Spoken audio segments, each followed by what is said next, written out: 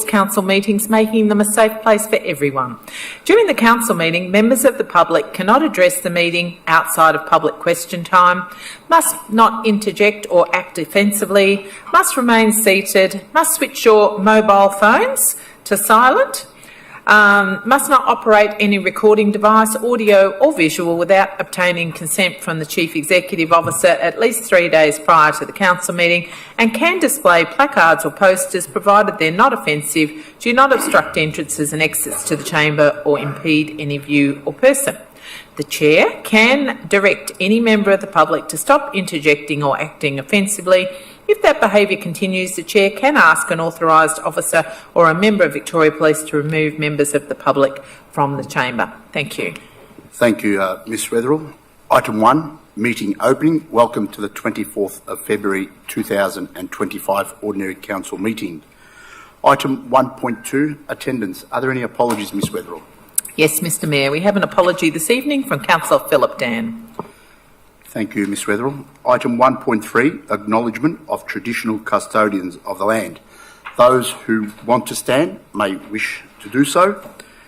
We acknowledge the traditional custodians of this land, the Bunurong people, and pay respect to their elders past and present. We recognise and respect their continuing connections to climate, culture, country and waters, and we also pay our respect and acknowledge all Aboriginal and Torres Strait Islander peoples and their elders present here today in acknowledging their journey. Item 1.4, offering of prayer, reflection or affirmation. As part of Council's commitment to recognising the cultural and spiritual diversity of our community, the prayer, reflection or affirmation this evening will be offered by Imam Abdul Rahman Sahin, a member of the Greater Dandenong Interfaith Network.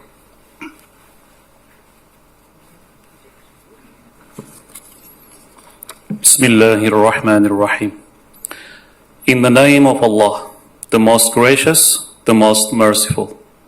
O Allah, Creator of all, we stand before you today, grateful for the opportunity to serve the people of Dandenong, a community rich in culture, diversity and spirit. We thank you for the blessings of unity and the strength that comes from our shared commitment to the common good. Grant the members of this council wisdom, patience, and integrity. Help us to listen with open hearts and speak with clarity and respect. Guide our decisions so that they reflect justice, fairness, and compassion, uplifting every member of our community, regardless of background, faith, or circumstance. O Allah, bless the city of Dandenong, protect its people, inspire its leaders, and fill its streets with peace and prosperity. May our efforts today sow the seeds of harmony and understanding, and may we always strive to serve with sincerity and kindness. Ameen. Amen. Thank you. Thank you, Mr Sahin. Councillor Garrard. Mayor, can I just confirm the meeting is being filmed tonight, that we do have some cameras on this meeting? Yes, we are online, Councillor Garrard. It's all been fixed up. Councillors, we'll move on to item 1.5, confirmation of minutes of previous meetings. Meeting of Council held on the 10th of February 2020. Happy to move that, Mayor. Moved by Deputy Mayor Tan. Second by Councillor Formoso. Are there any questions? Is there any opposition? If there is no opposition, I declare the item carried. Item 1.6, disclosures of interest. Ms Weatherill. Thank you, Mayor. I don't have any disclosures of interest that have been presented to me as yet this evening. Thank you, Ms Weatherill. Item 2, Officers' Reports, Part 1, 2.1, Petitions and Joint Letters, 2.1.1, Petitions and Joint Letters. Moved by Councillor Trung, second by Deputy Mayor Tan. Are there any questions? Is there any opposition? If there is no opposition, I declare the item carried. Item 2.2, Documents for Sealing. 2.2.1, Documents for Sealing.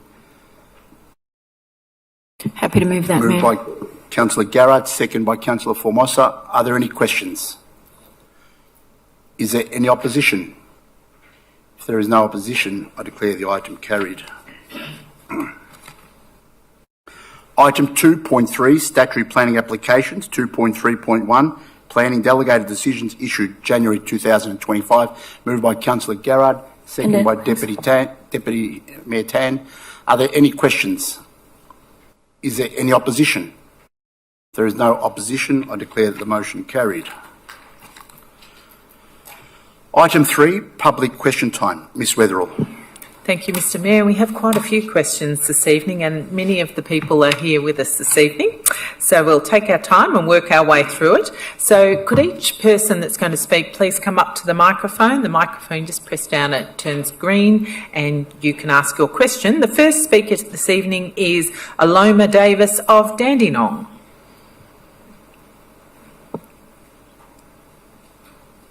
Welcome, Aloma. Thank you. Good evening. I would like Council to please explain why it is that at present we have half the number of staff currently committed to climate action in Greater Dandenong Council compared to the average in other Melbourne metropolitan areas. Mr Mani Vasagasavam. Through you, Mayor. Thank you for your question.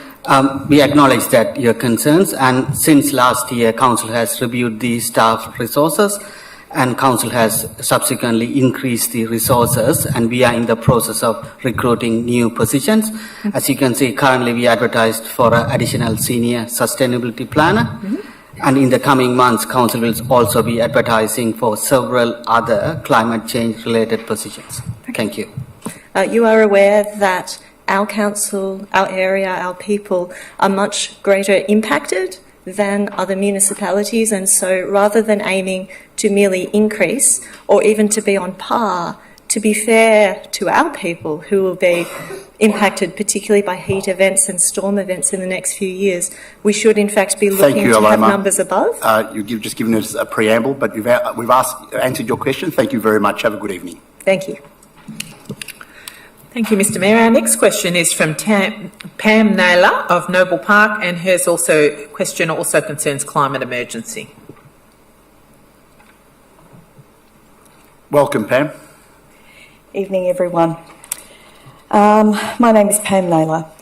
When the Climate Emergency Strategy and Action Plan 20 and 30 Action Plan was developed 5 years ago, an annual climate emergency summary report was promised to tell the community how the Council was tracking on progress. Why has not one single annual report been produced so far? Is it because Council don't have enough sustainability team members to do the reporting? Mr Mani Vasagasavam. Through you, Mayor. Thank you for your question, Pam. Yes, as part of the 2022 refresh of the sustainability strategy, a status update on the strategic objectives of the climate emergency strategy was also undertaken and included in the report. With the inclusion of additional resources this year, as mentioned in my previous response, Council will be better placed moving forward to provide regular reporting. Thank you. Thank you, Mr Mani Vasagasavam. Thank you, Pam. Ms Weatherall. Thank you. Our next question is from Emily Sloan of Dandenong, and it concerns climate resilience education. Welcome, Emily. Thank you. Like others in our community, I'm asking why other councils are so far ahead in terms of educating and enabling their communities around the extreme heat events and climate resilience like we see at the City of Casey. Mr Mani Vasagasavam. So you may, thank you for your question, Emily. Council engages with the community on an ongoing basis to strengthen its capacity to adapt. Council's e-newsletter, Outbright Green Future, and attendance at various events, including the recent Sustainability Festival, are some ways Council shares knowledge and educates the community on extreme heat and climate resilience. In addition, Council engages with a wide range of community groups to educate them on various sustainability and climate change topics. Thank you, Mr Mani Vasagasavam. Ms We're Weatherall. very grateful for those activities. Thank you but very they're much. not on par. Yeah, thank you very much. Thank you. Our next question is from Isabel Nash of Keysborough, and it concerns climate change staffing. Welcome, Isabella. Thank you and good evening, everyone. At a council meeting last year, just before the election, the Greater Dandenong Climate Change Engagement and Mobilisation Plan was deferred due to concerns about how little community feedback had been incorporated into the final plan. My questions are, firstly, what is the date of the council meeting where it is coming up for adoption? And will the plan be revised to incorporate more of the community feedback that was received, including extensive concerns from the Greater Dandenong Environment Group? And if not, why not? Mr. Mani Vasagasavam. Thank you for your question. I think I have answered that question last council meeting. You have submitted a different question this time? Well, you haven't given us a date still. Yes, so still I don't have a date for it. We are still working through that. So once that date is confirmed, as I mentioned last time, we'll provide a date. And so Thank it will you, be Mr. based Mani around the Vasagasavam. council plan? Ms. Wetherill? No, the question's Thank been you. asked. We've completed that question. We're now up to, I've got a question here from Geraldine and Jude of Dandenong, and they've got a question about parking. Welcome, Geraldine. Thank you, councillors. Good evening, everybody. My question pertains to the parking mayhem on a no parking street on which we live. And this is not a joke anymore, but it's more like a nightmare and an accident, hopefully not a fatality, waiting to happen. This is the predicament on our street. I'm here to see if council could resolve this. The infringements are mainly from visitors outside of town who come in and not the immediate locality or the school patronage. What we would like to know is could we have additional signage to complement the existing parking infringement conditions on our street at both the south end and the north end of the red brick section of Power Street in Dandenong. This road was designed particularly like this. It has been like this forever. Council's officers have recognized this, hence council's bylaws in this area. But this is absolutely disregarded, disrespected, and infringed upon by visiting locals, creating this mayhem, creating this predicament and this dangerous local traffic passageway on our street. We're really, really concerned, and before something drastic or a child or somebody could really come to harm or grief, we would like this. We think just simple signage at both ends to reinforce the existing parking conditions on our street will help. And by the way, there's no dearth of free public access parking for visitors. They're spoiled for choice on this street at both ends and in the immediate vicinity, and free all-day parking. So this is something that's just become a bad habit. Thank you, councillors. Thank you. Thank you, Geraldine, and we really appreciate you coming and presenting this evening, and I'm sorry to hear that you're having so many issues around parking in Power Street. We'll take your question on notice, and certainly I've got your contact details here now. I'll organise for the transport team to come out and meet with you and to discuss your concerns. Thank you very much. Thank you. Mr. Mani Vasagasavam actually stepped out of the room, but that question was regarding Power Street, Dandenong. Have we started the consultation on that yet, Mr. Mani Vasagasavam? Yes, through email. Yes, that's correct. We have started, but as the CEO mentioned, we'll get the team to meet with the resident to understand what are the issues. Thank you. Ms. Wetherill. Thank you. Our next question is from Gay Guest of Keysborough, who I don't believe is here this evening. Here. Oh, she's here, is she? I can read it, Jackie. Oh, thank you. I should read it. Thank you, Gay. And it concerned syringe dispensers. Word on the Springvale streets is that Monash Health syringe dispensers are available day and night, and this is increasing the amount of paraphernalia littering the streets along with the amount of homeless people frequenting the streets. This is reminiscent of the era where drug action forums were established to fight the drug issues plaguing our suburbs, especially Springvale, whilst working closely with allied groups like SEADS. What discussions has Council had with Monash Health over the problem that has provided evidence-based information around syringes distributed through their dispensers to ascertain if there's been an increase in usage litter, and who monitors the usage/litter? Can I ask Ms Gillies to respond, Ms please? Gillies. Through you, Mr Mayor, thanks very much, Gay, for your question. Monash Health is responsible for delivering the needle and syringe program across Greater Dandenong. We've got 4 units, so there's a number of locations: 122 Thomas Street, Springvale Community Hub, Dandenong Hospital. And they're all available 24/7 and aligned to the Department of Health guidelines around ensuring accessibility, visibility and ease of use. In terms of the utilisation, the Springvale distribution unit was installed in mid-2024. The numbers over the last 6 months at this location has doubled from July 2024. So in the first month it was 11,440 syringes, number of syringes dispensed, and in December 2024 it was 21,148, so pretty much double. That's compared to the next highest number, which was Dandenong at 19,590 syringes. The high level of use keeps the community safe by reducing the risk of needle stick injuries and contamination from improperly discarded needles by providing clean needles and safe disposal options. Council do continue to engage closely with Monash Health regarding the NSP and understanding the impacts on the community, and certainly we're aware that there have been concerns raised, particularly at the Springvale location.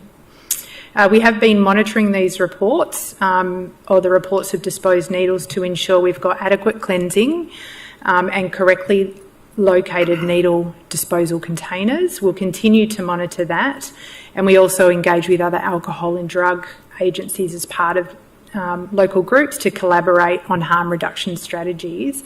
In terms of the evidence behind the program, if you'd like to read more about the needle syringe program, have a look on the Department of Health website. They've got a whole lot of information there about the program and evidence around what sits behind it. Thank you. Thank you, Ms Gillies. Ms Weatherill. Thank you. And Gay Guest has another question, and this one concerns emergency services access. Recently, a friend severely cut her toe whilst gardening. The bleeding couldn't be stemmed and neighbours had to call an ambulance that could not reach the address because residential cars blocked the suburban street. The situation became critical because of this delay getting the patient attended to, loaded in the ambulance further down the street and admitted to hospital where the injury needed immediate surgery and recovery is at least 6 weeks. When will Council stop signing off on planning permits that do not have adequate on-site parking or amendments that ask for reduced parking so our emergency services have clear passage to attend emergencies?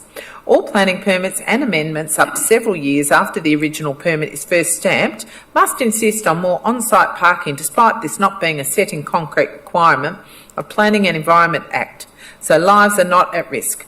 Time is critical in any emergency. Mr Mani Vasagasavan. Through you, Mayor.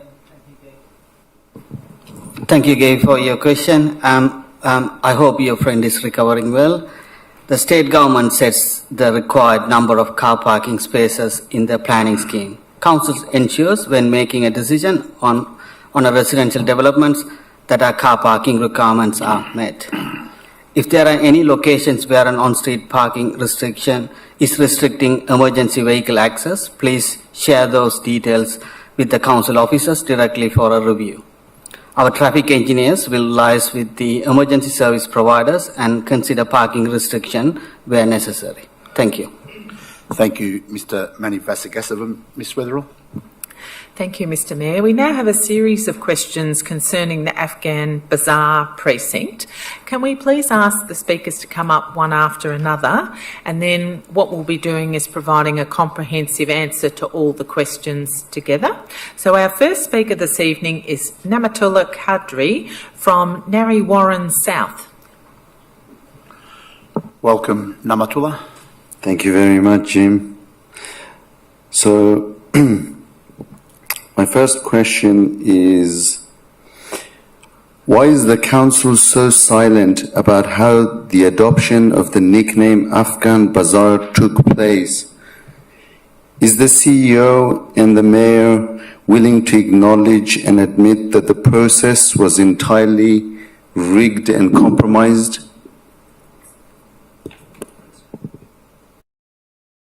We will answer all the questions. And was that one of your questions that you submitted? Yes. Is that the question that was submitted? No, Mr Mayor, it doesn't read like that. I have two. I submitted it. I've got a copy. So why? Anyway, look, I think it's your second question, but anyway, were there any more questions that you Of would like course. to read out? As I said, we'll answer them all at the end. And I would like an answer to that as well, please, because I have a receipt that it's been accepted by the Council.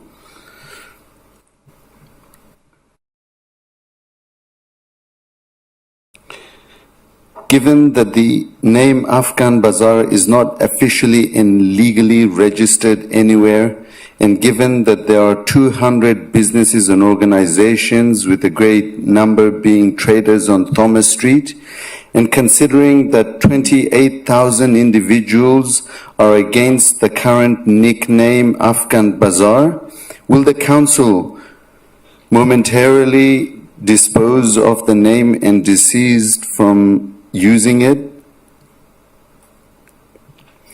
And your third question? Will the Council refer to the petition? Sorry, I'll start again. Will the Council refer the petition to an independent body to ensure fair consideration and due process? Has the Council started a consultation process by contacting traders near Thomas Street to ask their views on a potential name change? If so, can you outline the process and the question asked? Thank you for your questions, Namatullah. And I've just got one more. You've already asked 3 questions. Our maximum is 3, Okay. unfortunately. Thank you very much. Ms Weatherall? Thank you. Our next speaker is Bharat Patur, who's come all the way from Pakenham.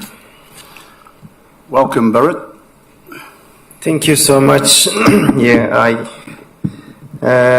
My first question, I would appreciate, because last time the questions were not all answered in collectively, so I don't know like how that will be answered this time, because so many questions, how we can ensure that every question will be answered if it is going to be answered collectively. Ms Weatherall? Thank you, Mr Mayor. Certainly we'll respond to each of you with a written response, and we have a response here which is a collective In the last 2 response. sessions, I haven't received any written response. We'll make sure you leave Thank your you. email and we'll follow it up with you. Thank you. We have great concerns. Okay, we'll follow it up. Please ask your questions. What specific legislations, council policy or regulatory framework governed the informal adoption of Afghan Bazaar for Thomas Street in the early 2010s? My second question is, was Geographic Names Victoria, WIC Names, consulted or notified about the use of Afghan Bazaar on council platforms? If not, why? Please confirm if the council has concluded that the name Afghan Bazaar complies with the relevant principles outlined in the naming rules for places in Victoria, statutory requirements for naming roads, features and localities, and the Victorian Charter of Human Rights and Responsibilities Act 2006. If not, when will the council initiate the process of checking if Afghan Bazaar complies with the naming rules? Thank you, Bharat. Thank you so much. Ms Weatherall? Thank you, Mr Mayor. Our next question is from Likwat Ali of Lynbrook. Welcome, Likwat Ali. Thank you so much.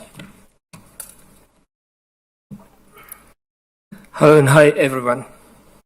I've got 3 questions. My first question is, can the council provide meeting minutes, correspondence, or reports from 2010 to 2015 that reference the use of Afghan Bazaar? My second question is, why was the name Afghan Bazaar never formally gazetted or recognized by the council in public motion? My last and third question is, what steps will the council take to address concerns about the legitimacy of opposing petition, for example, allegation of duplicate signatures or coercion? Thank you. Thank you so much. Ms. Wetherell? Thank you. Our next question is from Muhammad Akram Yusofi of Dandenong. Welcome, Mohammed. Hello, good evening. I have also 3 questions about the renaming of Afghan Bazaar to Little Bamiyan. So my first question is, please explain why there is no formal council resolution or public documentation for the adoption of the Afghan Bazaar.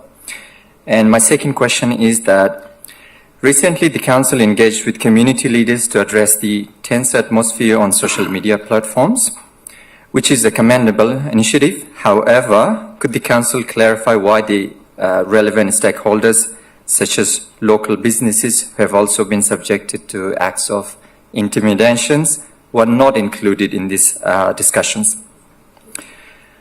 The third question is, in response to the proposal to rename Afghan Bazaar to Little Bamiyan, the CEO of Dandenong Council stated that, and I quote, any change or formal naming process would only be undertaken after genuine and thorough community consultations, which would likely take a number of months, end quote. Could you please confirm whether the council has commenced this process and what measures have been implemented to ensure genuine inclusivity in the consultations, particularly in light of the reports of intimidation and misinformation? Thank you. Thank you, Mohammed. Ms. Wetherell? Thank you, Mr Mayor. Our next question is from Yassin Hazara of Dandenong. Welcome, Yassin. Thank you. Good evening, everyone. I've got 3 questions. The first one is, are there legal safeguards to prevent the use of names that could be seen as discriminatory and or exclusionary under the Racial Discrimination Act 1975 or other relevant instruments? If so, please confirm if the council has concluded that the name Afghan is not exclusionary and on what basis. My second question is, who was consulted during the informal adoption of Afghan Bazaar?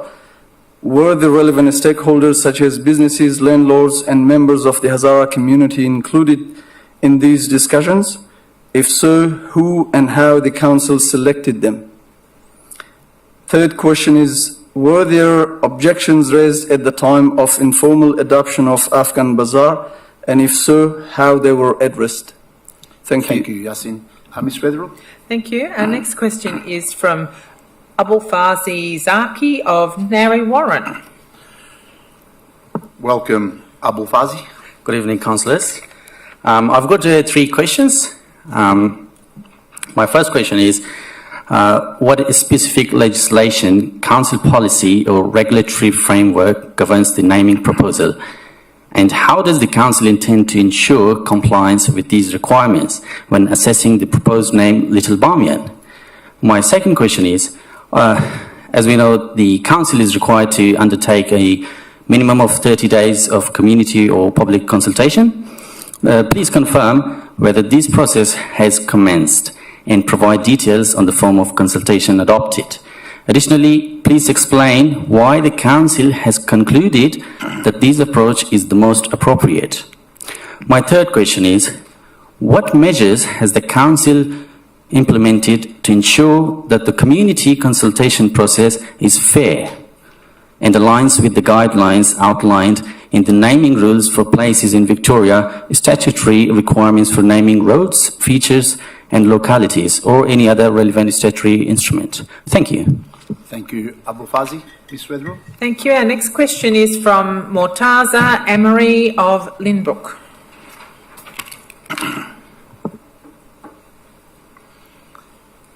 Welcome, Mortaza.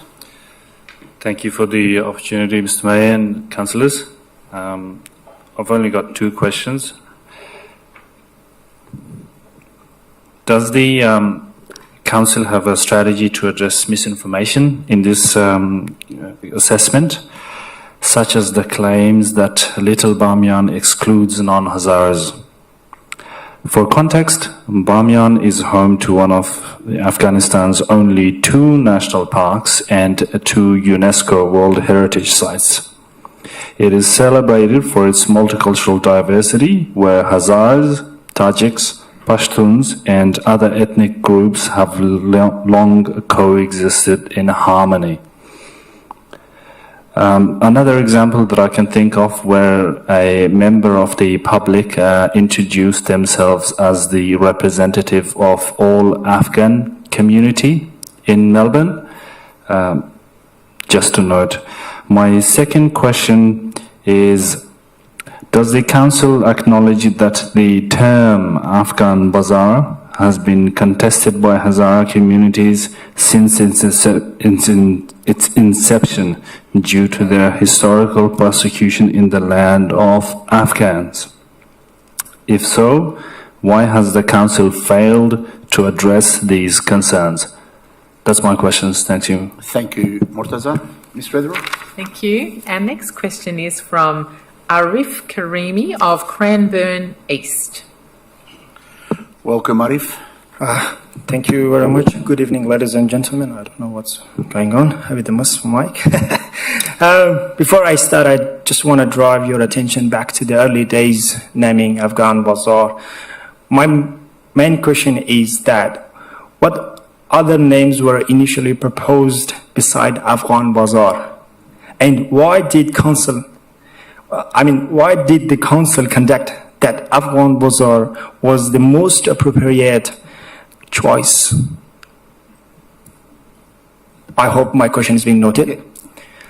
Secondly, a part of your community vision for 2040, I want to know that how does Afghan Bazaar align with the council's community vision for the year 2040 and its commitment to celebrate cultural diversity?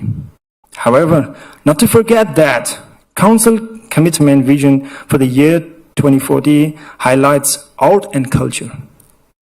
As a key point, priority of the Dandenong residents, will the council acknowledge Bamiyan's significance as a UNESCO World Heritage Site and its powerful symbol for resistance against the cultural erasure? Not to forget, before I end my question, I want to know that why our question or my question is not being addressed separately or on the spot, or like, why do you want to do this as a collectively? Please, any good answer would be really appreciated. Thank you, Arif. Ms. Weatherall. Thank you, Mr. Karimi. We've got a pre-prepared information which I think addresses the majority of the questions, and as I said, if there's any particular elements, we'll be happy to put those via extra emails back to the individuals concerned. If we can move to our next... Can you please give me a second? Sorry, if I allow every speaker to speak, extra for more than their 3 questions will be here all night, and that's also part of our procedures. But thank you. We'll actually come and speak to you after the meeting as well. No, I can't, because then the next person wants to speak extra as well. I apologise. I've done it with every speaker, whether it be for the Afghan Bazaar or the sustainability. Our friends, we only have allowed 3 questions. Yeah, sorry, you have to please sit down. Thank you. Ms. Weatherall. Our next question is from Namatul Lakadri of Narre Warren South. Oh, he's already asked 3. Can you ask again? Sorry, Mr. Kadri, have you asked 3 questions? Yeah, he has. He was at the front. Yeah. I'm sorry, you've already asked your questions. You've passed your limit. There's only a maximum of 3 questions. If you want to let somebody else ask him, I'll allow that. Namatullah, if you want to give somebody else to ask on your, I'll allow that this time. No, but if somebody else wants to ask it under another name, I'm happy to do that. Yeah. Oh, is he going to ask the same question? Oh, sorry. Are they the same questions you were going to ask? Different? Okay, I'll allow that then. That's all right. What was your name, sir? Thank you. Welcome. Cranbourne West. The media release on February 21st suggests that the petition for a name change by Thomas Street Traders is causing violence, implying the mayor and the council have already made a decision not to support or even consider the petition. Will the mayor recuse himself from voting on this petition should this arise, given he has clearly stated his opposition to this? Second question. Will the council refer the petition to an independent body to ensure fair consideration and due process? Has the council stated a consultation process by contacting traders near Thomas Street to ask for their views on potential name change? If so, can you outline the process and the questions asked? Thank you. Thank you. Ms. Wetherill? Thank you. Our next question is from Jawad Afani from Endeavour Hills. I don't see Jawad in the... Is Jawad here? No? You want to read it out? If Jawad's not here, I'll read out his question. Can the councils confirm whether any member of the council currently considers the proposed name Little Bamiyan was involved in any capacity in the process of adopting the informal name Afghan Bazaar? If so, could they explain why a similar consultation process was not undertaken at that time? Furthermore, will the councillors consider excluding those individuals from the current decision-making process to address any potential concerns of misconduct, misuse or of power, dishonesty or conflict of interest? Jawad has a second question. Statements from the council, including the media release on 21st of February, implying that the proposed name change is causing division and violence, coupled with the exclusion of key stakeholders such as local businesses from community meeting. This raises concerns about council's impartiality. Can I confirm whether the council is acting neutrally and outline the other measures in place to ensure no member has or can have the ability to influence the process in a particular direction? And his third question, does the council recognise that the current petition for Little Bamiyan, with over 27,000 signatures, represents broader support from the community, businesses and other stakeholders compared to the process that led to the informal adoption of Afghan Bazaar? For instance, the petition is supported by one of the successful businesses on Thomas Street that is owned and operated by individuals who are not Hazaras. Our next question is from Mehdi Sina of Dandenong.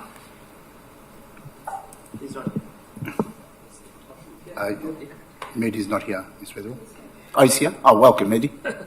Thanks, Jim. I'm going to start with my first question. My first question is, all three questions about Little Bamiyan or Afghan Bazaar. My first question is, why the council remains silent and not being transparent about the process for deciding whether to adopt the proposed name Little Bamiyan? When will this decision be made? And what criteria and relevant law and policies will the council use to evaluate the submission? My second question is about local people, and like today you've seen, like local people are concerned about how the council has handled this process, particularly in light of the previous assignment of Afghan Bazaar. Will the council commit to an independent review of renaming process to ensure procedural fairness? And my third question is, are there plans to mediate for or facilitate dialogues between opposing group and supporter of Little Bamiyan? Thank you. Thank you, Mehdi. Ms. Wetherill? And our next question is from Aftab Hussain of Lyndhurst. Is Aftab here? Not here. Not here. Please read the question, Ms. Wetherill. Aftub's question is, how will the council ensure that all stakeholders, including local residents, businesses and cultural groups, have an opportunity to provide feedback?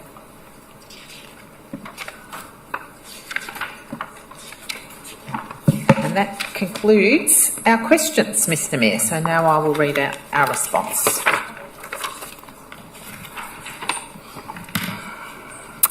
Thank you everyone for your very genuine and sincere questions tonight. I hope this statement will address the majority of them. The history of the Thomas Street precinct, known as the Afghan Bazaar, dates back to 2006-2007, when council began cultural tours in Little India. At that time, traders and businesses along Thomas Street approached the council requesting that the area be included in these initiatives. The name Afghan Bazaar was suggested by the traders and there was no opposition at that time. As part of the cultural precinct branding, a camel symbol was also designed to represent the area.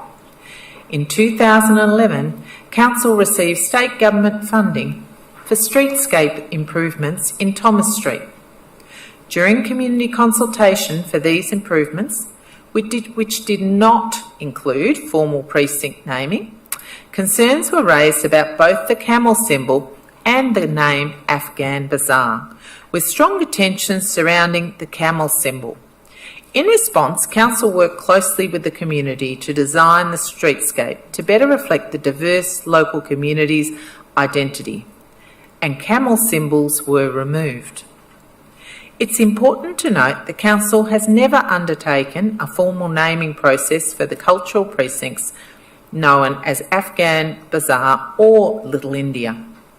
These names were registered as trademarks for branding and marketing purposes only. The name was not formally registered as a place with Geographic Place Names Victoria. The street's name is formally known as Thomas Street. Recently, community conflicts and divisions have emerged regarding the name used to promote the Thomas Street precinct. Unfortunately, the issue has escalated, involving individuals across southeast Melbourne and even extending to connections in Afghanistan and surrounding regions. Community elders and leaders have shared concerns with me about community safety and the behaviour of some individuals online and in public spaces. In response, the Mayor convened a meeting with community elders and leaders last Friday. The purpose of this meeting was not to make a decision regarding the precinct's name. Rather, it was an opportunity for elders and leaders to encourage peace and calm within the community. Ensuring safety remains a top priority for council and leaders. We were pleased to hear leaders from various groups also emphasise the importance of people being able to have their say respectfully and safely. We take a lot of pride in our city's social cohesion and resilience, particularly given that many residents have experienced conflict and division in their countries of origin. We are carefully considering the requests received regarding a potential name change, and those requests include the petitions. To support constructive dialogue, we are working with state and federal governments to secure funding for a series of community discussions. This initiative would include expert translators, interpreters and facilitators to ensure inclusive participation of all. Our goal is to provide a platform for addressing differences in a constructive manner whilst fostering cohesion and resilience amongst the diverse peoples from Afghanistan in the southeast. We appreciate the community's engagement and will continue to provide updates as this process evolves. Thank you, Ms Weatherill. And you have questions that were taken on notice at the last council meeting to table? I've got them. Yes, Mr Mayor. Yep. Thank you for that. We'll move on to item 4, Officers' Reports, Part 2, 4.1, Policy and Strategy, 4.1.1, Councillor Candidature Policy. Happy to move that, Mayor. Formoso. Second by Councillor Garrard. Are there any questions? Is there any opposition? If there is no opposition, I declare the motion Mayor. carried. Councillor Garrard. Thank you, Mayor. I'd like to thank Councillor Formoso for her suggestion for adopting the MAV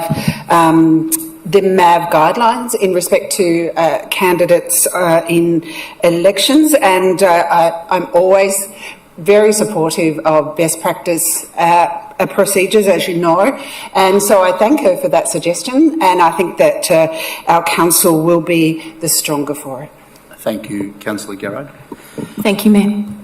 Councillor Formoso. Yeah, thank you, Mayor. I too would like to thank all the councillors involved in allowing this policy that was obviously well needed under the current climate. Unfortunately, it's not exactly the most ideal thing that I'd like to see in relation to candidates who are actually endorsed, and whether or not that is best practice for, you know, does it fit the pub test for our community? And I still think this is better than not having one, as opposed to the one that lapsed in 2023. So I really hope that anyone that's, you know, thinking about running for state or federal government really thinks about, you know, is this bang for buck for their elected representative, and really understanding the difference of conflict of interest in that procedure. Thank you so much. Thank you, Councillor Formoso.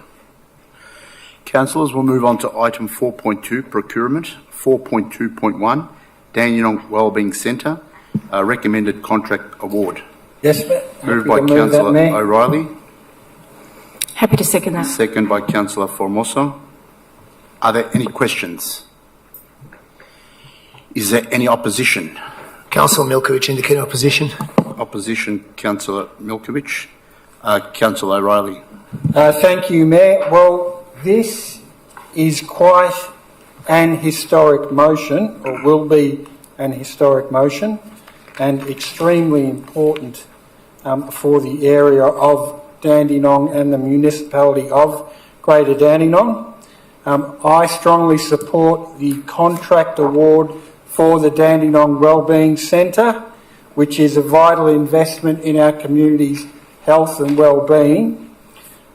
This next generation facility will replace the ageing Dandenong Oasis. Although well loved, it's got signs of wear and tear. And unfortunately, it's costly to operate and no longer meets our needs. This new facility will be world-class and have water, leisure and allied health services.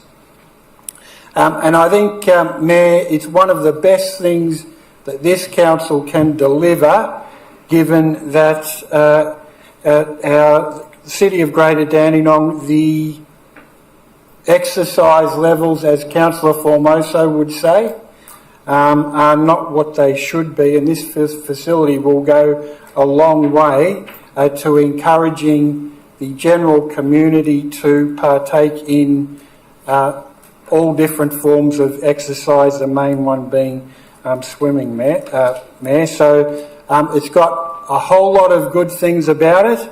5-star, Green Star rating, and I think that delaying or rejecting this contract risks financial viability, rising costs and loss of potentially $20 million of federal funding. So I think this is a crucial opportunity to deliver a lasting positive impact for our residents. Thank you, Mayor. Thank you, Councillor O'Reilly.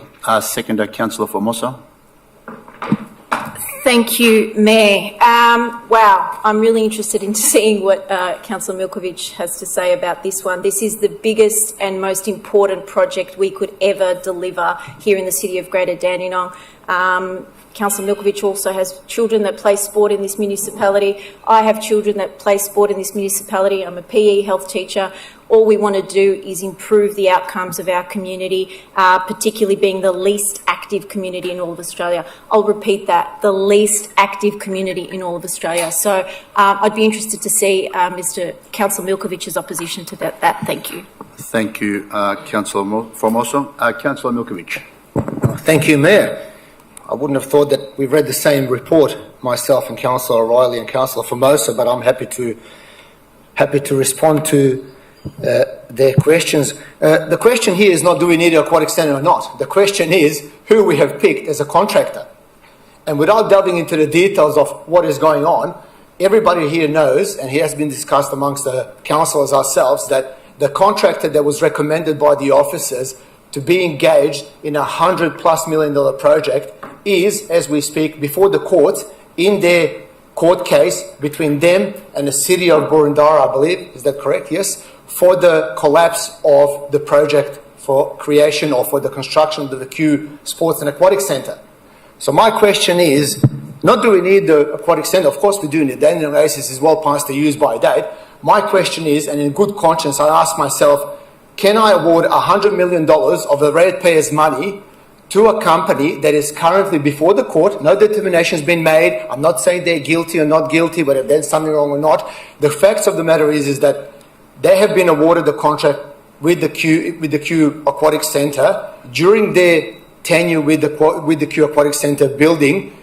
It was evident, obviously, that the roof has collapsed.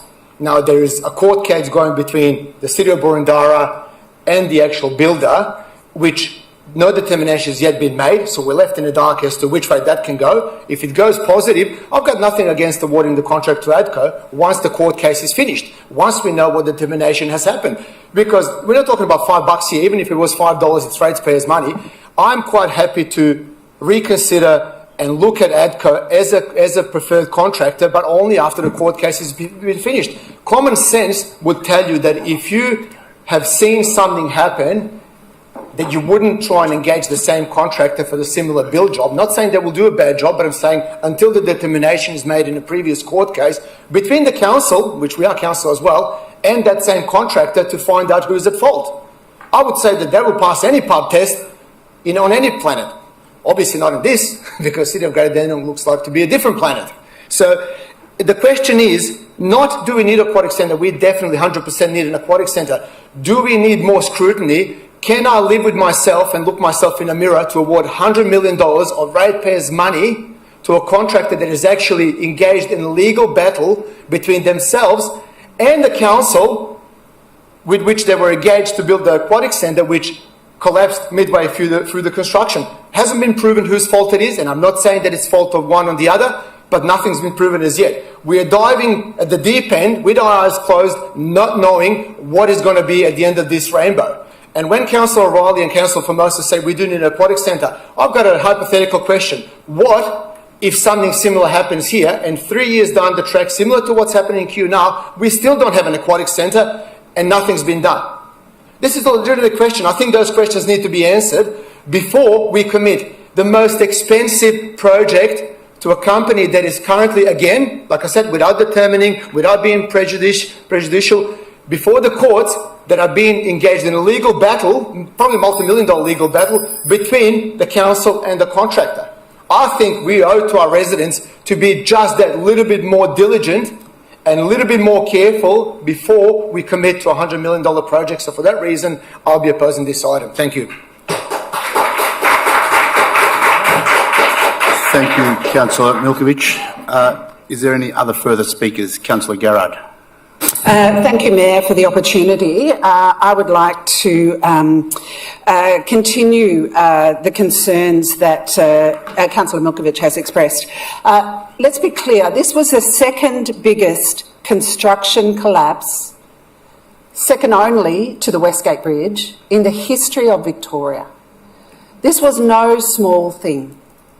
And what ADCO did, and this is all on the public record, when this happened, unfortunately it happened at 10 o'clock at night, so there were no fatalities, but had it happened at a different time, there very likely would have been, that they blamed the steel. That was proven to be false. They blamed the design, since that has been publicly proven to be false. They then decided to sue the council for a sum of around $13 million, which is unresolved. They were found guilty by WorkSafe, and the actual finding was that they were guilty of failing to ensure so far that it was so reasonably practical that a workplace under its management or control was safe and without risks. If this court case of around $15 million goes to ADCO, that is $15 million that council does not have. If it goes the other way, how does that impact the financial stability of this company, and does it create financial risks for the continuation of this? The Q community have been now 5 years without a pool. The children born when this happened are now starting school and have never had a local pool and will not have one for another year. There have been an extraordinary level of complication, concerns, poor outcomes for the council, the community. Why would we take this risk? This is the biggest project we will ever allocate money to in the life of this council. This is an extraordinary amount of money, and we are borrowing heavily to afford this. We cannot afford time delays, cost delays, and we have evidence that this company has not a great track record. Why would we take the risk? How would we look our community in the eye if something were to happen and say, sorry, we didn't know, because we knew. So out of an abundance of caution, I strongly urge my fellow councillors, do not support this motion. Do not risk the financial health of this organisation on a contractor with a proven track record that is not to be supported. Do not support this motion. Thank you, Councillor Gard. Any further speakers? Deputy Mayor Tan. Thank you, Mayor. I'm speaking to support on these projects, on this contract. As you know, this project planted in 2017, way before I started in 2019. We went through comprehensive community consultation. Since 2019, few phases, this is what our community wants. It is the biggest project in the city of Greater Dandenong that we can offer to our community. As you know, the Dandenong Oasis is now aging over 48 years now, and it's losing council nearly $1.5 million each year just to maintain this Dandenong Oasis as a current phase. So this is not just a pool. This is about pavilion, the sport pavilion. This is about the anything else involved, which is not just the pool itself. So this is what they want. Initially, there's like 25 meter pools, but then resident requests a 50-meter pool for like 8 lanes. This is what we're offering it to our community. Excuse me, Deputy Tan, can you address the chair instead of the gallery? Correct, yes. So I'm here to support the contractor, and as you know as well, City of Kingston also doing their swimming pool, their Wellbeing Centre, which costs about $87.5 million, and they going ahead with the same contractor. So I'm pretty sure we do have our legal team. We have to go through our legal advice to make sure this is before we're signing this contract. So I'm obviously supporting this contract because it's for our resident, especially at the increase of the population as well in right now up to 2027, we're going to have like around 200,000 population in Greater Dandenong. So we need a facility. At the moment, we only got NPAC, which is an outdoor pool, and not enough spaces for our resident. So not just for physical fitness, it's also for our women's health. It's also for our kids, for school. So everything else, we need to provide like for Isla Health, for sport pavilions. gymnasium, everything's all involved, so not just the pool itself. So I'm urging everyone to support it. Otherwise, we do have, as mentioned, there will be a 20 million funded for this project from the federal government, and our deadline to be built, which is by July 2027. And if we don't get this project in time, we might lose the 20 million, and we'll lose all the time, all the waste, and all the time, the projects that we spent on designing, which is started from 2017. So I urge everyone to support this. Thank you. Thank you, Deputy Tan. Councillor Doe. Thank you, Councillor Mehmeti. I'd like to support Councillor Milkovich and Councillor Garrett's sentiments today. I do think we need to exercise the utmost caution in awarding this contract, especially given the concerns raised today. We really, truly cannot afford any delays or project issues. I'd also really like to clarify that I'm not disagreeing that the Dandenong Wellbeing Centre isn't important or that it's needed in the community. I'm just saying that it's imperative that we adopt a risk-averse approach to ensure that the Dandenong Wellbeing Centre is a success for our community. Thank you. Thank you, Councillor Doe. Any further speakers? Councillor Trung.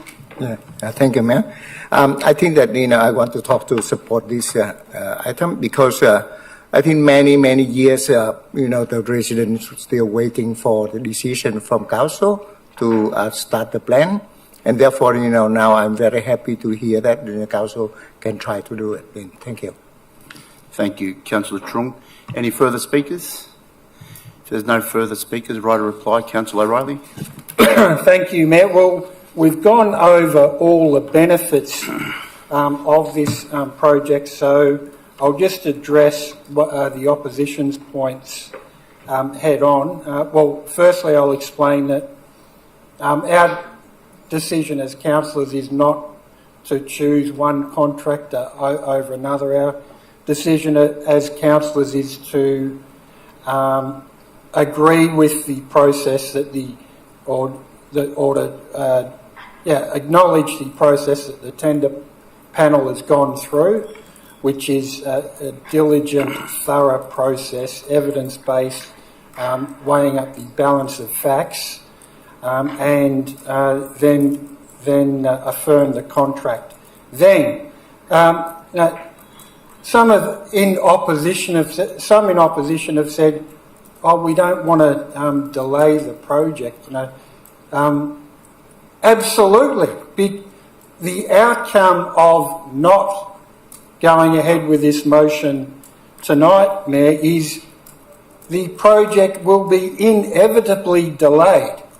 Because what would then have to start again, my understanding is a whole new tender process, which would then cost this community several $1 million at least, due to ongoing increase in construction costs and cost of money vis-a-vis interest rates. So the argument that those opposing this motion say we don't want to delay it is completely false, because they're proposing that we do delay this, Mayor. And just note that there has been nothing proven against the awarded tenderer, and that is why, that is because it is still in court.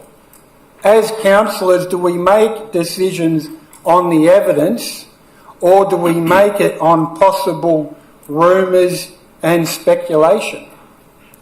Point of order, Mayor. The collapse of the Kew Aquatic Centre roof was not a speculation, Councillor O'Reilly. It actually factually happened. I'm not sure if you've seen the roof collapse, but it's actually factually happened. The fact is that WorkCover has started investigation and found ADCO guilty on two separate occasions. That's not imagination. Thank you. The roof has fallen, but no one has been charged and it hasn't been settled in court yet. So please proceed, Councillor O'Reilly. Yeah, thank you, Mayor. Well, nobody doubts that the roof fell on one project, but the actual full legal responsibility and outcome, I believe, has not been determined. So therefore, do we make decisions based on one project when the awarded tenderer my understanding is has completed around about 4,000 projects over several decades. Could any councillor who believes that they make decisions in fairness and on evidence really try to hold this up over speculation and rumours 30 seconds. on one project out of 4,000 completed projects, Mayor? So, look, as councillors, we always should come back to the evidence and the facts. And the fact is, Mayor, if we hold this up, the community will suffer. The community will suffer in millions, if not tens of millions, of increased cost, and also they won't have a world-class aquatic facility as soon as possible. Thank you, Mayor. All councillors in favour of the motion, please raise your hand. Councillor Trung, Councillor Le, Deputy Mayor Tan, Mayor Mehmeti, Councillor Formoso, Councillor O'Reilly. All those against, Councillor Milkovich, Councillor Yim, Councillor Doe and Councillor Garrard. The motion is carried 6-4. Councillors, I'm just going to say a few words. I'm very proud of this decision tonight to give the green light for the highly anticipated Dandenong Wellbeing Centre to proceed. This is a historic decision. It's the biggest single investment this council has ever made, and I'm very proud. It's an investment in the health, well-being and water safety of our community. Big aquatic centres have been built before to support elite athletes preparing for the Olympics and at expensive private schools. But tonight's decision to build one of the best facilities in Australia is aimed squarely at improving our people's health. The children and adults of Greater Dandenong will learn valuable water safety skills to keep them safe when visiting the beach. We'll have 2 warm water pools for gentle exercise, rehab, inquiry recovery to keep people more active for longer.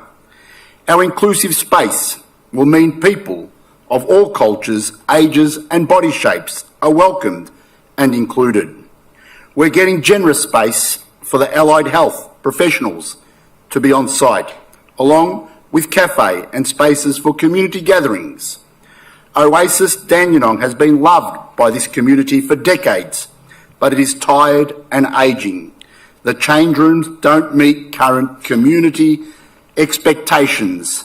It's time for it to be replaced by one of the best, most contemporary, environmentally sustainable and therefore financially sustainable aquatic facilities in Australia. This makes a major milestone in bringing this new facility to life. This journey began back in 2019 when Council endorsed an aquatic strategy for Greater Dandenong.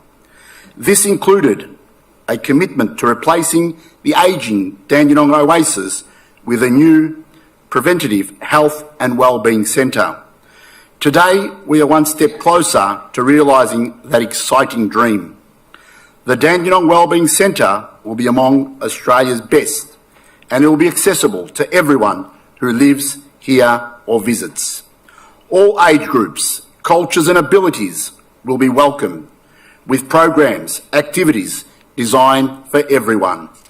The final design reflects the aspirations of our community for welcoming an inclusive space where people of all ages, cultures and abilities can stay active, social and connected. The new Dandenong Wellbeing Centre represents a once-in-a-generation investment in a community, health and wellbeing. Careful planning ensures a project will be financially and environmentally sustainable, delivering a lasting benefit for all, and should comfortably achieve a 5-star green accreditation. It's a big commitment and a big decision for our councillors, but something has been in planning and design for several years.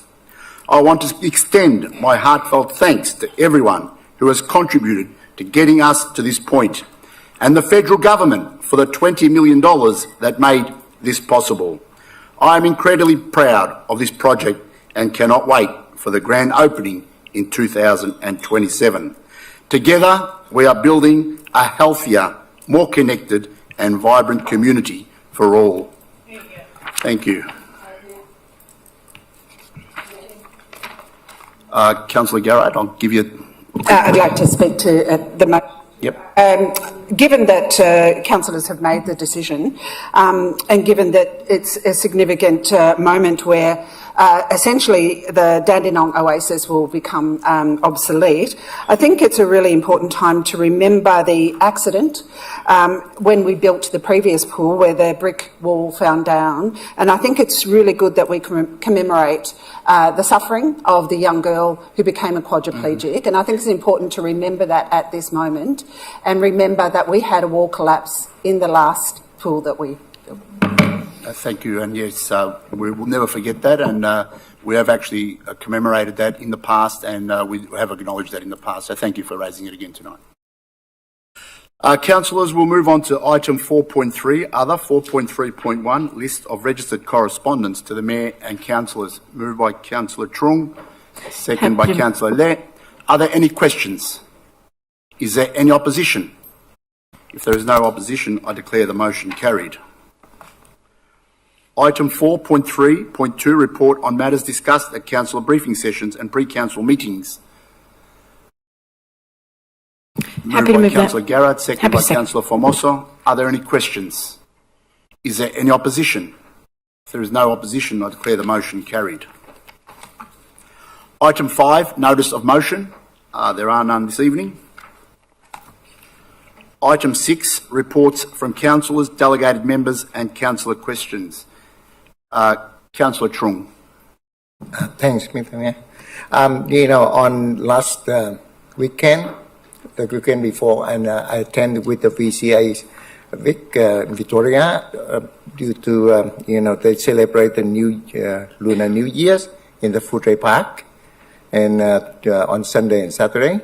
And last Saturday, with the mayor and deputy mayor, and also the councillor like Councillor Doe, Councillor O'Reilly, and Councillor Jim, and Councillor Lee, and some MP, federal and state MP. I attend, the celebrated for 40 years, 50 years university when the Vietnamese resettled in Australia, and also Lunar New Year for Year of Snack. That's it. Thank you. Thank you, Councillor Trung. Councillor Le. Just turn your microphone on, please. Thank you.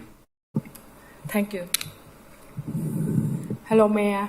Lai Lo Trung. So last week on 16th of February, we have the celebrate in Footrey Park for the community Vietnamese for resettle in Australia, and combined with Lunar New Year as well. We see a lot of councillors around there in West area. And then last weekend on Saturday, 22nd of February, we organized the Lunar New Year and resettle Vietnamese in Australia. So I am doing that festival like I am event manager. So I take for 1 month to organize everything. So like last month, I go to holiday in Vietnam, but actually I combine 2 tasks in one. I buy everything for decorate for everything in Lunar New Year. So lots of things are really successful for that day. We estimate about 10,000 people come to join with us. So we just celebrate on only one day. Successful on the time for fireworks because the weather change during the year during the day is so hot, but luckily in the night time is really cool. And then the next day after, a lot of residents about in Springvale, they post on Facebook. They asking me, will be open today, so they require for 2 days, but I said no, it's just 1 day only. So they request us to do this event for every single year. So we will consider if the council supports for us, like Sandvak, organize this event for yearly. Please, that is the thing I asking by my resident there. Thank you. Nothing from me from tonight, Mayor. Thank you. Thank you, Mayor. Firstly, I would like to report a few events I attended to on the last council meeting. On the 17th of February, I attended the Take a Swing of Charity Golf Day launch. It was a very special annual partnership event between council and our local businesses. So so far more than 668,000 has been raised through this charity up to date. And their target for this year, they try to reach up to 50,000. So that means they will, by now, close to 250,000 so far, which is a great initiative. And I think I found out recently that they have raised during the dinner time was over 40,000. Which is close to their target this year. And for these charities has supported more than 18 charities serving community. And this year recipient charity is Noble Park Community Centre, which has been serving our community for more than 68 years. So I just want to take this opportunity to thank our council staff, the volunteers, businesses and sponsors who, and especially the community group as well, who make it happen. So thank you. And on the 22nd of Feb, I also attended the official opening ceremony of Sandvak. So congratulations to Sandvak on the 50 years anniversary, and happy Tet New Year as well. So Sandvak mainly, help with the educations, all the new selling from Vietnam. So great service, for your service for your community up to 50 years. So congratulations. And the events went great. Around, like you said, 1,000, close to 1,000 people attended, so which is a lot of food rise, and they have a firework as well, which is great to see. Yeah, so and hope to see you next year again. So congratulations. And on the 23rd of Feb, I also attended the Congress Cambodia Democracy. So it's great to see so many Cambodian community, not just interstate but also from New Zealand. So many, like a few hundreds, they came together to also to fight for democracy, for human rights, and for freedom for our country. And we also have our federal MPs, state MPs, Mark Dreyfus, Julian Hill, Meng Hang Tak, Eden Foster, and yourself, Mayor, and Councillor Yim also joined as well. So I just want to thank you for supporting our democracy. And on the same day, I also attended the 2025 Sustainability Festival. So due to the weather this year, obviously, we do have a lot of people attended in the morning, as our staff confirmed, which is more compared to last year, which is great. So great to see a lot of people there. I just also want to congratulate our directorate for and our staff and volunteer for doing their great job as well. So thank you, and looking forward to see next year. Thank you. Thank you. And through you, Mayor, a question for tonight. Firstly, just regarding to resident kind of in touch regarding to the truck parking, usually around from Friday to afternoon to early Monday. This is on a bridge road in Keysborough, still happening, it's been raised from the past. So through you, Mayor, just through the relevant, also if you can get someone to investigate and find out why that's still the case, because residents couldn't park on their parking strip. So it's on Bridge Road, Keysborough, if you can find out. Thanks. Ms Gillies. Through you, Mr Mayor, absolutely. Councillor Tam, would you mind just emailing me the specific details and we'll follow that up for you?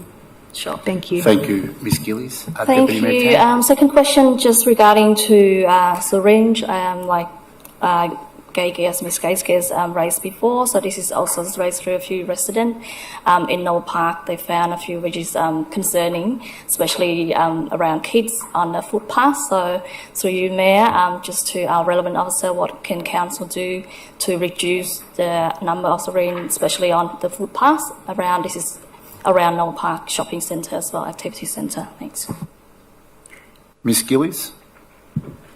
Through you, Mr Mayor, certainly we will work with the cleansing team, but also would really encourage any community members that do see any syringes or anything like that to submit a snap send solve so that we can understand where it is, collect it, and also it helps us review where we've got our disposal units to make sure they're the most appropriate places. Thank you, Ms Gillies. Deputy Mayor Tan, thank you. Councillor Formosa.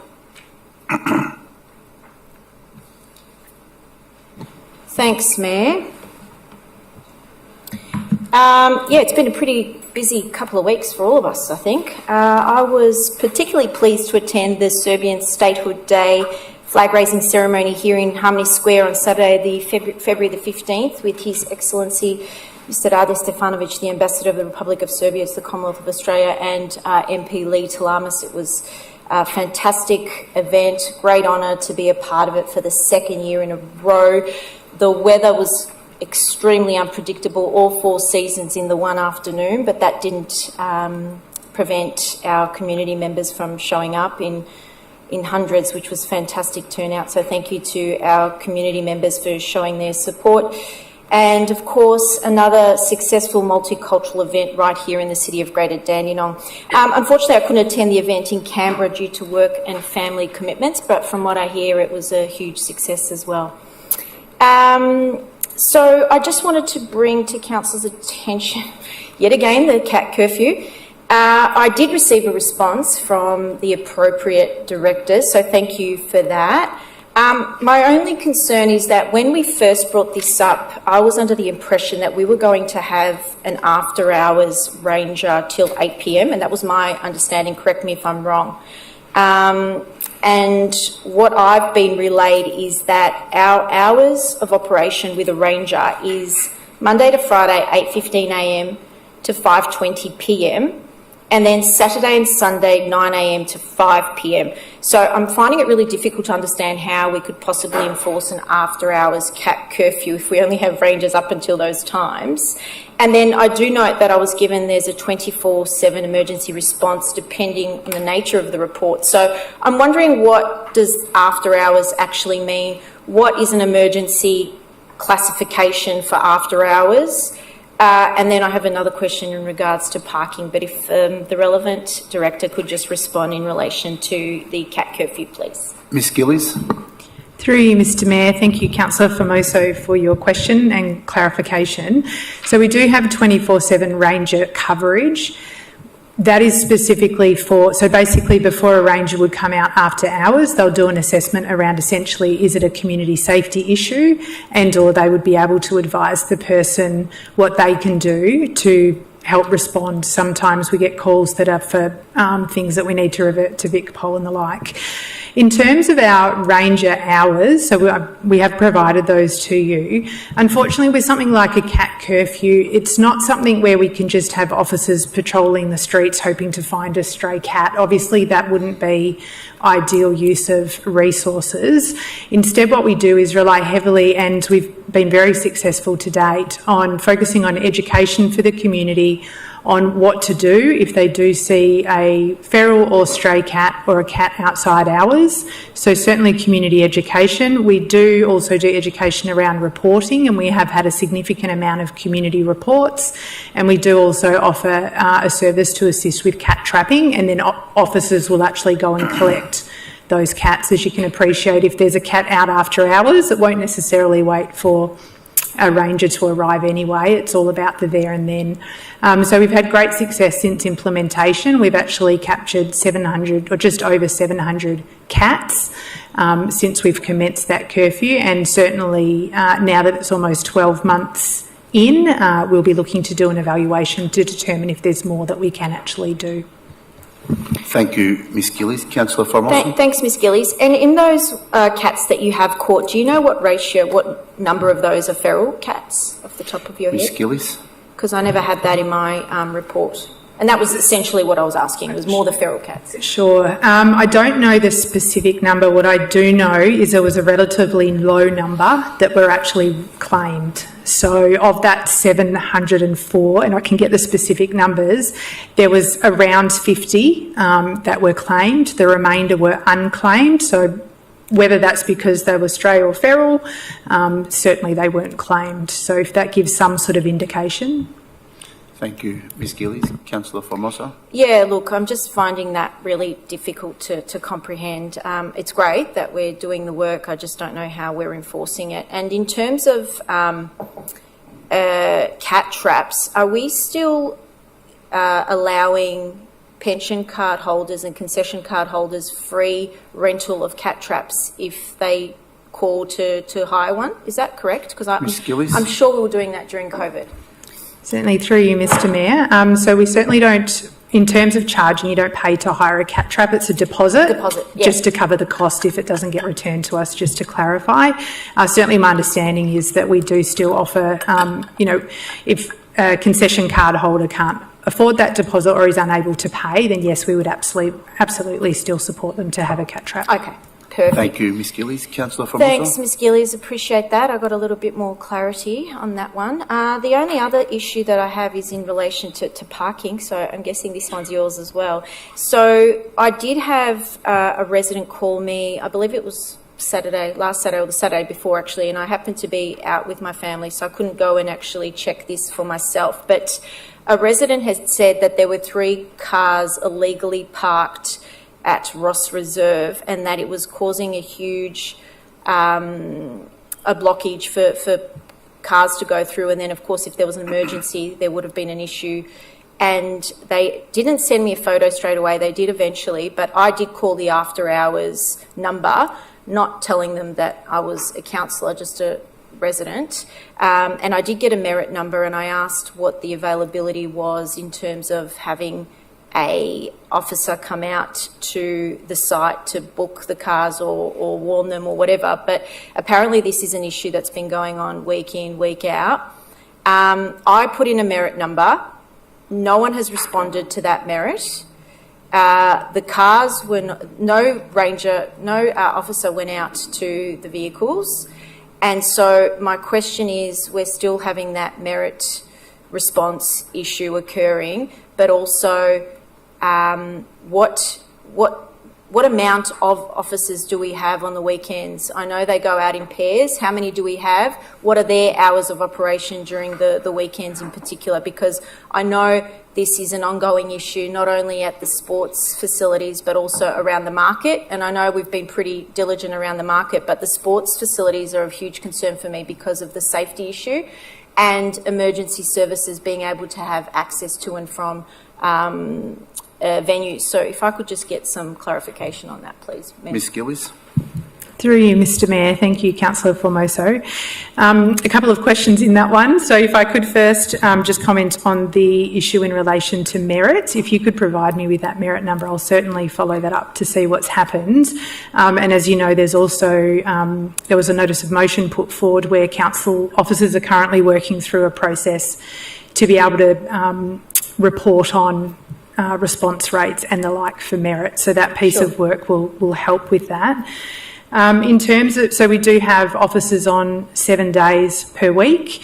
The rosters are very much set up in different areas, and if calls come through, officers, so say for example, the officers that are on roster for Noble Park on a Saturday, if a call comes through and there's an issue in Noble Park, potentially Ross Reserve, if they have got the message, they can actually redirect in that area to go and address the area where there's a problem. So certainly I'll have a look at that merit to try and understand were the officers on duty actually contacted to go and have a look at the issue when it was there. And yes, sorry, in terms of the days and hours, so we have officers on duty 7 days a week until 5 p.m. So generally during business hours, but 7 days a week, except for where we do have some work that we're doing with Victoria Police on particular hotspots, in which case we do have those officers working some different hours.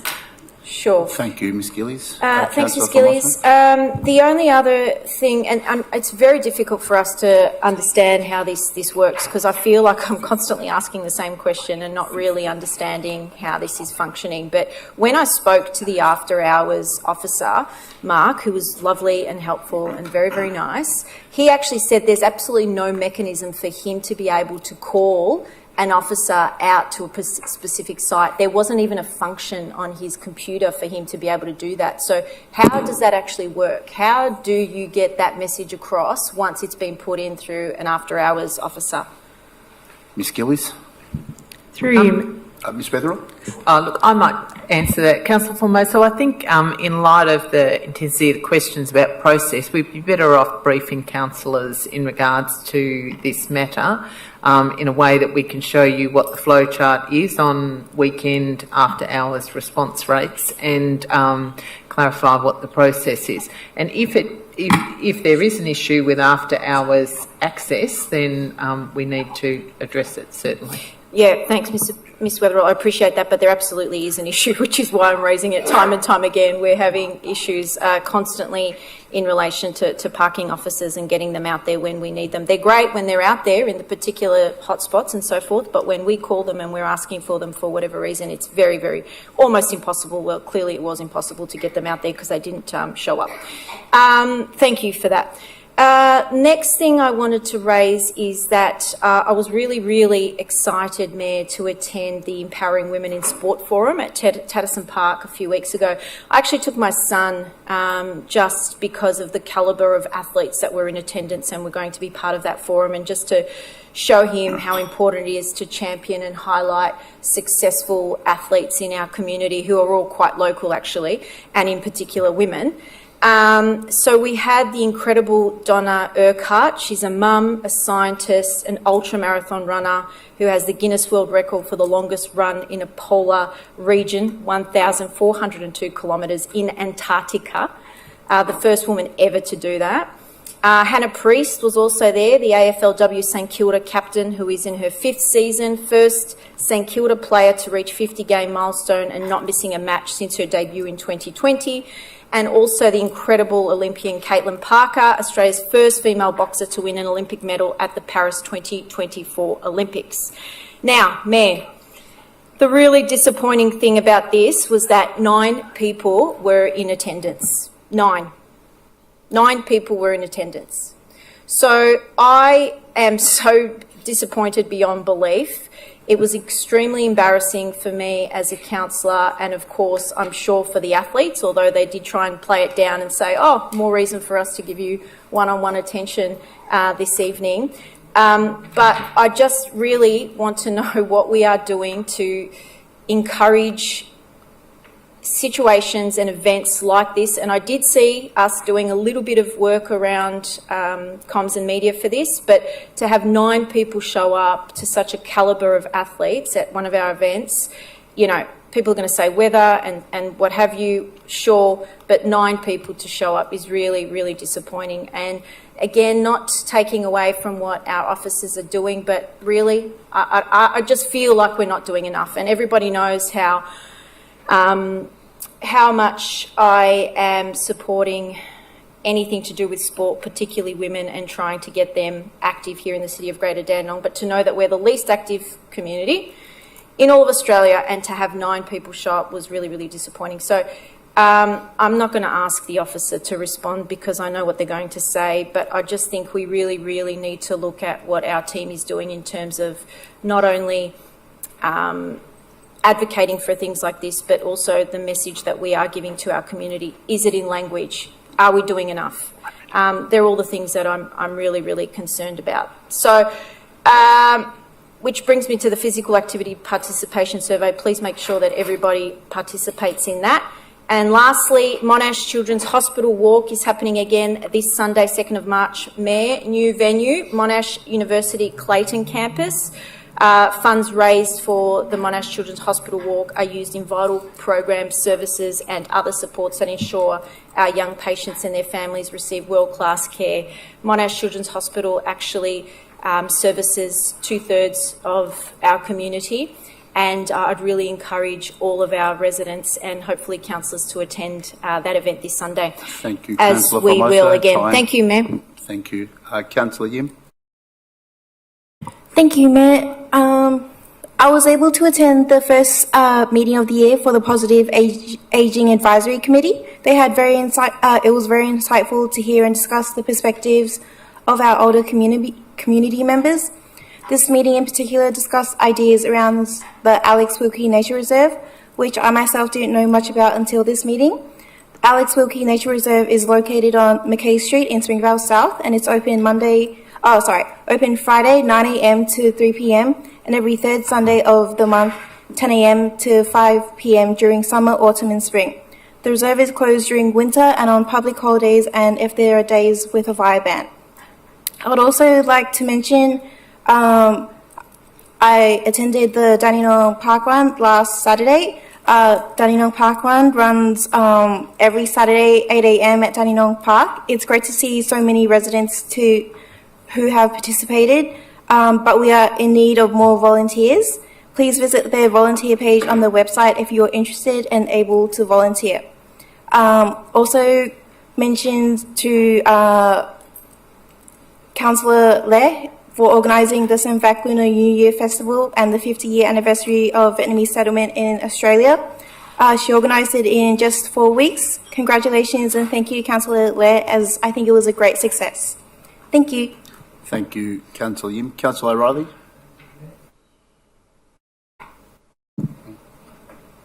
Just get my notes, sorry. I think Councillor Yim would... Do you want me to move over to Councillor Dode? No, sorry. Yep, I just Councillor O'Reilly. had to click my That's all right. Microsoft Word. As long as you got it ready.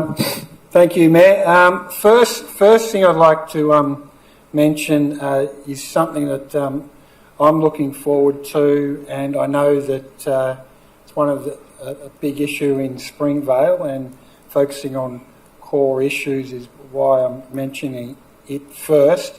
But this Thursday, in conjunction with the City of Greater Dandenong, the Victoria Police Neighbourhood Policing Forum is happening at 5:30 p.m. Springvale City Hall. All are welcome, but you must register. So I hope that I'm certainly spreading the word, hope we get a large attendance to that to hear what strategies Victoria Police and potentially enhanced strategies Victoria Police are going to employ in Springvale, given that certainly I hear from the public a number of issues. So that's happening. Just on the Samvac festival that I attended with other councillors that have been mentioned, I won't go through them all, but if I can point out that it was the first time that the main part of Burden Park had been utilised like that, so I thought it was magnificent. That large part of Burden Park hasn't been used in that way since the unfortunate discontinuance of the Lions Club Festival, which I think was a few years ago. So I was really overjoyed to see Samvac put that to great use with excellent organisation and attendance, Mayor, so I was happy to be at that. And the last thing I'll mention is there's been an upgrade to the Snap Send Solve application. I'm pleased to report, and I wonder, has anyone else noticed it? Okay, well, now in Snap Send Solve, if you when you actually submit an issue, there's a little toggle button. You can either have it public or private, and I think it's default as private or something. But what you can do in Snap Send Solve is look at what is a like a Facebook news feed of all the issues that have been logged around your local area. It's fantastic. It's like, an Instagram of dumped rubbish and shopping trolleys in your local area. So I think it is interesting. Like I look at it a bit. It is interesting what to know is going along around the local area. Obviously, it's something that council seeks to minimise, but I think the public reporting of it can only be good. I just wanted to point that out to councillors, given that we promote the use of it. But stemming from that, I've got a question. I noticed I think it was the City of Melbourne, they had like a big QR code on the side of rubbish bins. Could we put, you don't have to do it straight away, but could we put QR codes of SnapSendSolve, of the SnapSendSolve app on our rubbish bins to promote its use? Because I know that our residents, looking at the Springvale neighbourhood Facebook page, a lot of the time residents recommend it to each other. And I think it is a relatively painless way of residents to report issues to council, which is a critical information source for this council. So the question is, could we consider putting the QR code of SnapSendSolve on the side of our rubbish waste bins? Thank you, Mayor. Mr. Guzman. Through you, Mr. Mayor, I'll take that question on notice, and we are working with SnapSendSolve and integrating our CRM with their system, so I'll take these on notice and I'll report back to council. Thank you, Mr. Guzman. Thank you, Councillor O'Reilly. Councillor Doe. Thank you. I want to extend my heartfelt thanks to all our residents today who have raised questions about climate change and have been strong advocates for it. It is deeply concerning that our community, which stands to be most affected by climate change, is facing such challenges in terms of resourcing and support from our council. As I've said previously, addressing climate change is not a luxury. It is a fundamental human rights and social issue. And alarmingly, we have quite significantly less resources and activities dedicated to climate change compared to other local councils. And this disparity must be addressed urgently to safeguard our future. Early this month, while volunteering with the State Emergency Service, my crew came across a lightning strike that ignited a nearby tree, spreading its fire quite rapidly. The timing couldn't have been more critical, as we had just dealt with a tree branch that had fallen in the storm and blocked the entire driveway of a resident's property. I'm glad to report that the CFA promptly took care of the situation once we reported it to them. But have you noticed that we've had more lightning strikes recently? An older study found that ongoing warming conditions could lead to a 50% increase in lightning strikes by the year 2100, with Australia being one of the most affected countries. This recent incident underscores the immediate and tangible impacts of climate change on our daily lives. We must act now to ensure our community is resilient and prepared for such events. On a lighter note, I am grateful to have been part of the opening for our 9x5 exhibit, located for the first time in the Drum Theatre, just opposite where we are.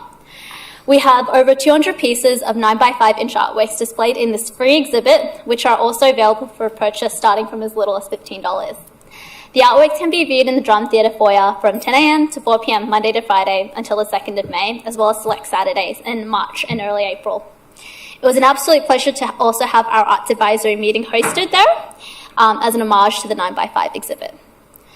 As Councillor Formosa mentioned, there was an Empowering Women in Sport event that was held at the Tatterson Park Pavilion, which actually had a substantial amount of people registered, with, as she mentioned, quite little people showing up.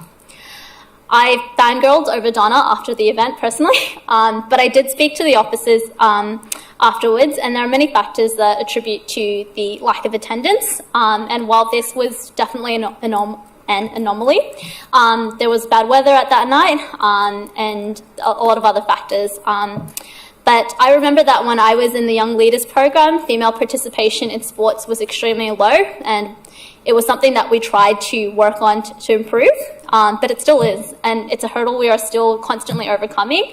And I know the team involved are always welcome to feedback and suggestions and how they can better improve in that one. I'd also like to congratulate Councillor Fung for a role in SEMVAC, organising the recent celebration for Lunar New Year and the 50-year anniversary of the Vietnamese community settlement in Australia. Reading through some of the material by the Vietnamese community's Victorian chapter, I can only draw parallels to my mother's own experience as a Vietnamese refugee, and I am personally so thankful that she was able to not only get to Australia, but be welcomed by this community. So big thank you to SEMVAC, all their volunteers and council support for ensuring this event's success. It was great to see Mayor Mehmeti, Councillor Tan, Councillor Lim, Councillor Loy and Councillor O'Reilly at this event. We also had the Sustainability Festival hosted at Dandenong Market yesterday. And I want to commend all our council officers and vendors involved who made this event a success. Councillor Lim, Councillor Tan and I had a great time getting some exercise in on one of the bike and blend bikes. And we had a lot of enthusiasm from kids and adults of all ages at the Greater Dandenong Environment Group stall, learning about our waterways and all the critters that live in it. Every stall was fantastic, but I would like to give a special shout out to our waste education team and Freezer youth volunteers who were so enthusiastic and lovely to learn from. Sustainability isn't just limited to just one day. We can all make a difference every day. There are both small actions and big movements. I'd also like to note that Clean Up Australia Day is on the 2nd of March, and we've got a few locations in Dandenong if you'd like to sign up or even host your own. Lastly, I am planning to attend the MAV conference from the 21st to the 23rd of March, so just advising council ahead of time. And thank you so much. Thank you, Councillor Doe. Councillor Garrett. Thank you, Mayor. I would like to thank all of those that participated in the Mosque Open Day held on Saturday the 15th of February in 6 locations this year in the City of Greater Dandenong as part of the nationwide annual initiative offering non-Muslims the chance to visit mosques and ask questions. As a president of the Islamic Council of Victoria highlighted, the events like this are crucial to combating the rising hatred and Islamophobia. It's deeply disturbing to learn there has been a 530% increase in Islamophobic attacks, particularly targeting women who wear hijab, and we had 2 incidents in the northern suburbs recently where 2 women were shopping in a shopping centre, wearing hijab, were thrown to the ground, attacked, and 1 was pregnant. Given these alarming trends that are in fact consistent with the data that we recorded 2 years ago in our partnership project with the City of KC, which showed that 3 out of 5 residents report experiencing some form of racism, and disturbingly 80% of attacks are never reported. In light of that, will the council re-partner again with the City of Casey and continue the prevalence project, monitoring the level of racism more generally and Islamophobia more particularly? Ms. Hajari. To you, Mayor. Thank you, Councillor Garrett, for your question, which is a very relevant question. Racism remains a big challenge across Australia and Victoria, and it continues to affect many people from various communities in our Greater Dandenong. We know that too often individuals find it difficult to speak out against racism and to seek support after experiencing discrimination. As a result, City of Greater Dandenong and Casey Council engaged Victoria University to undertake a study when local communities affected by racism in the Southeast shared their views on what needs to happen to improve anti-racism support and to encourage more people to speak out. One central demand was to develop local community-led racism support service. In response to this feedback, City of Greater Dandenong, Casey and Cardinia councils came together to set up a Southeast Anti-Racism Support Network in 2023. The network has now received funding by Victorian Government to run a pilot project to advance its support services for those experiencing racism and for racial or religious problems. All these councils will support this next phase of the project, with lead organization now being appointed to run the project for the next 12 months. These lead agencies include CMRC, Sekel, Wellspring for Women, and also Center for Multicultural Youth. Together, these lead organizations will engage with network members organizations and other grassroots communities and stakeholders to build and promote more accessible community-led anti-racism support services in the southeast of Melbourne, where everyone who faces racism can report and access basic information, support and referral services. The intention will be also record data when racism is reported to the members of the Southeast Anti-Racism Support Network. 2 network member organizations have also applied for additional funding as part of the state government's anti-racism strategy. It was only on Friday, just 21st of February, that Council supported the network with hosting a training workshop at its Civic Centre meeting room here. Thank you, Ms. Hajari. Councillor Garrard. Yeah, thank you. That's a really important information to know. And could I have a copy? Could you send me a written copy of that response? It's really good to know. Just my next question is through you, Chair, to the CEO. I noticed that City of KC now live stream their meetings through Facebook and get incredibly high level of engagement. Has or will the council consider doing the same? Ms. Weatherill. Thank you, Councillor Garrett. I wasn't aware that they did that, but I will look into that and look at whether that's possible for us as well. Thank you for that good suggestion. Thank you, Ms. Weatherill. Thank you. My last quick question is just regarding Ann Street parking. I've been told by the officer that we've had over 160 infringements in the Stud Road end of Ann Street, which is concerning because it is the super clinic, and so presumably people that are going to see their doctors are getting fined. Will the council consider greater visibility in the signage and greater marking of the road to fully indicate that this is a no parking area? Mr. Mani Vasagasavan. Is that you? Through you, Mayor. Thank you for your question. Yeah, officers can review the reasons for any infringement in this section of Ann Street. If lack of visibility and understanding of the restriction is common, we can consider whether changes to the restriction are required.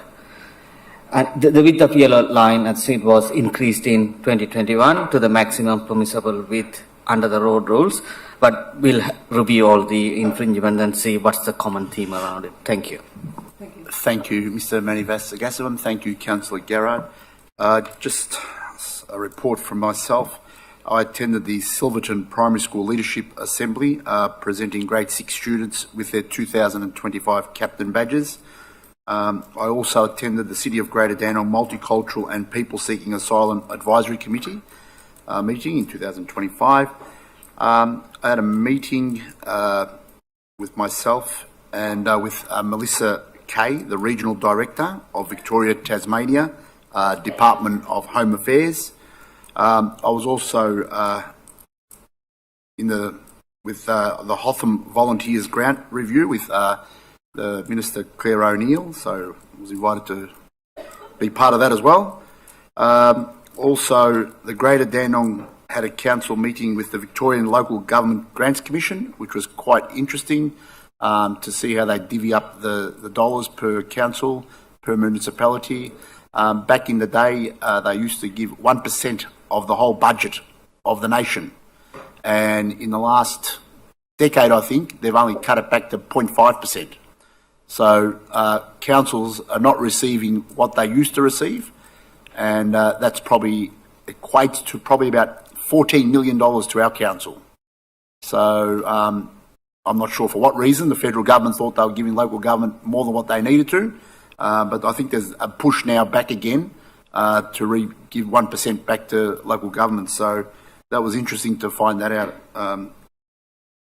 I also attended the school leaders at Dandenong West Primary School, grade 6 students, to present their captain badges and their certificates. I also attended or celebrate the Baith ul Zahra grand opening, which is a new childcare centre. It wasn't actually in our city, but it was in Hampton Park, and I think many of our residents will be using that facility. I think it's a great concept and first in Australia. I also attended the Afghan Youth Association Year 12 graduates. I also attended to celebrate Volley Stars victory. We had the volleyball competition over the between Christmas and New Year, and Volley Stars I think they were back-to-back winners. I think they won it last year as well.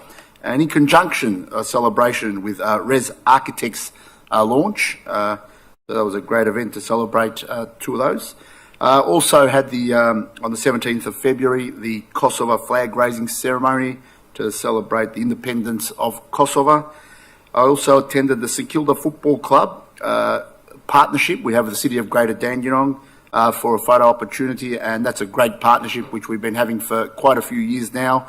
Unfortunately, AFL is not the number one sport in Greater Dandenong. As we know, soccer is the number one sport, so we're doing a lot of work with the AFL and St Kilda Football Club to promote AFL in the City of Greater Dandenong.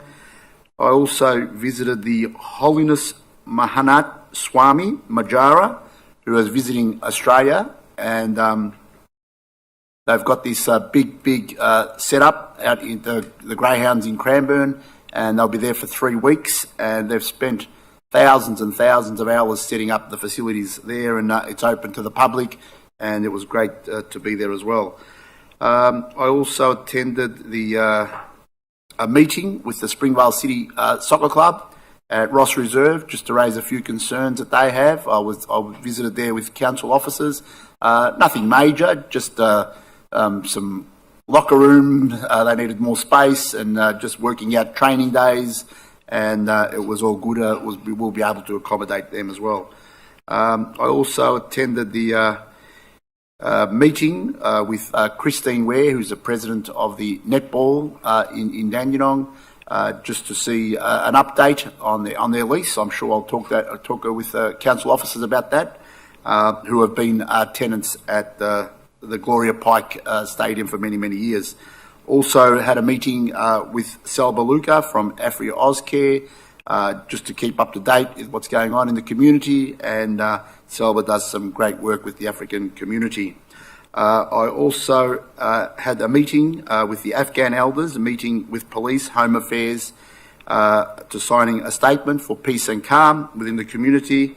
I also attended the Chandler Park Primary School Assembly to present certificates and badges to the school captains, and also attended the official opening ceremony of SEMVAC, celebrating Lunar New Year, the Tet Festival, and also the 50th anniversary of Vietnamese boat people that arrived in Australia in 1975.